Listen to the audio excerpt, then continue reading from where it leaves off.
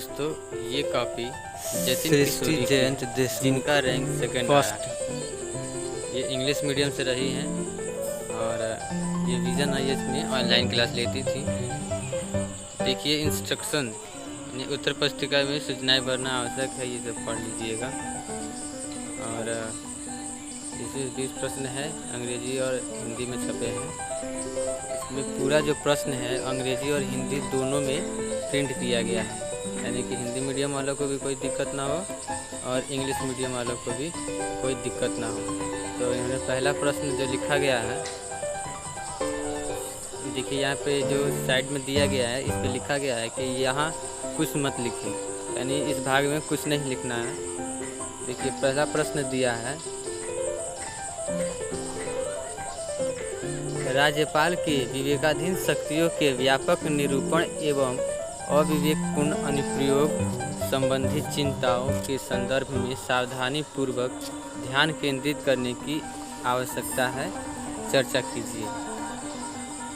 ये जतिन किशोरी जो हैं, ये इंग्लिश मीडियम की छात्रा रही हैं, इसलिए इन्होंने जो आंसर लिखे हैं वो सब इंग्लिश में लिखा है।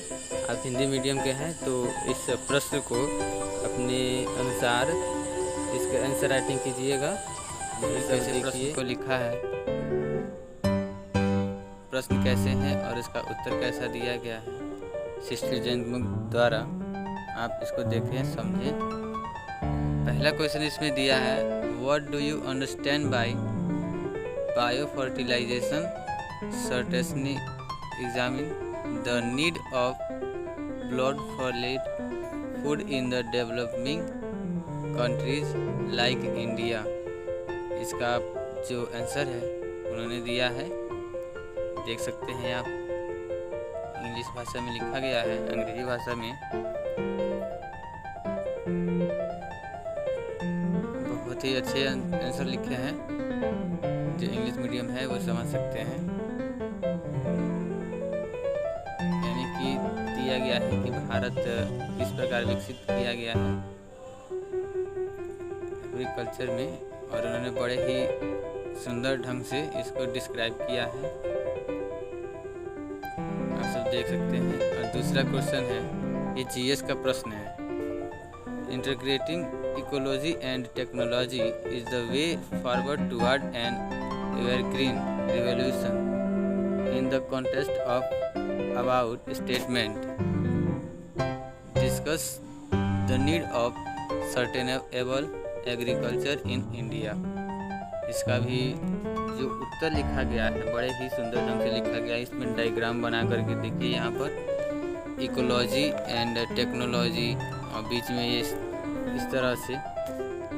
तरह से लिखने से जो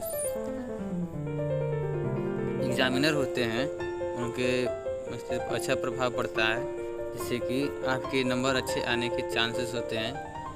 आप सृष्टि जयंत की आंसर राइटिंग कॉपी को देखकर समझ पा रहे होंगे। और ये सब इंग्लिश में लिखा गया है, ड्यू टू ग्रीन रिवॉल्यूशन, यानी हरित क्रांति के दौरान, ये सब इंग्लिश मीडियम है तो आप समझ सकते हैं। हिंदी मीडियम अभी इसके बाद अगले वाले वीडियो में हमको बताया जाएगा। तीसरा क्वेश्चन है, रिसेंटली दिल्लीज एटमॉस्फेयर वाज एक्यूलिफाइड by deep smoke, what are the geographic reason behind this anomaly, also suggested some innovative solution to address this problem। यानी कि दिल्ली की जो एटमॉस्फेयर है उसके बारे में वर्णन करना है कि किस प्रकार से वो वातावरण इतना दूषित हुआ है, उसको इसमें डिस्क्राइब करना है, वर्णन करना है, जो सृष्टि देशमुख ने बड़े ही अच्छे ढंग से किया है।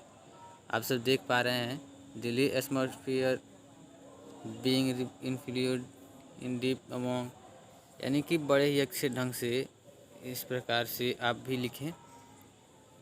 अगला क्वेश्चन दिया है, और देखिए यहाँ पर इनको वेरी गुड भी मिला है, और जो भी क्वेश्चन है उनका सही जवाब दिया गया है।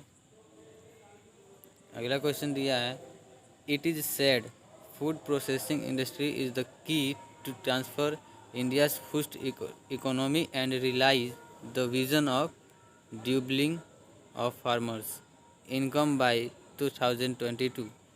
Discuss the potential and challenges faced by food processing